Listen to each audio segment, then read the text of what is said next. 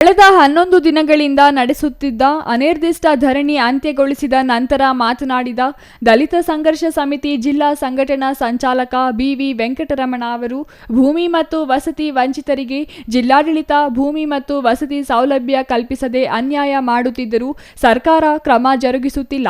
ತಾಲೂಕು ಕಚೇರಿಯಲ್ಲಿ ಬಡವರ, ರೈತರ, ಅಲ್ಪಸಂಖ್ಯಾತರ ಕೆಲಸಗಳು ಮಾಡದೆ ನಿರ್ಲಕ್ಷ್ಯ ಧೋರಣೆ ಅನುಸರಿಸುತ್ತಿದ್ದಾರೆ ಎಂದು ಆರೋಪಿಸಿದರು.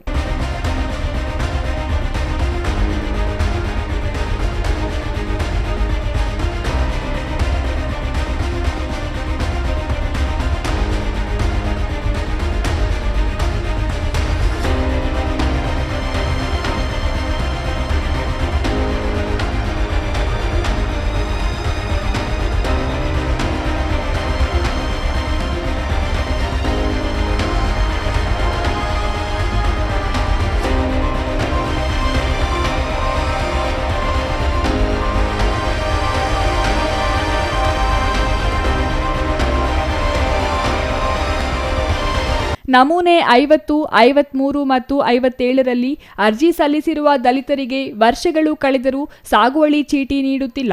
ಜಮೀನು ಖಾತೆ ಮಾಡಿಕೊಡದೆ ತಾಲೂಕಿನ ರೈತರನ್ನು, ಭೂ ರೈತರನ್ನು ಕಚೇರಿಗೆ ಅಲೆದಾಡಿಸುತ್ತಿದ್ದಾರೆ.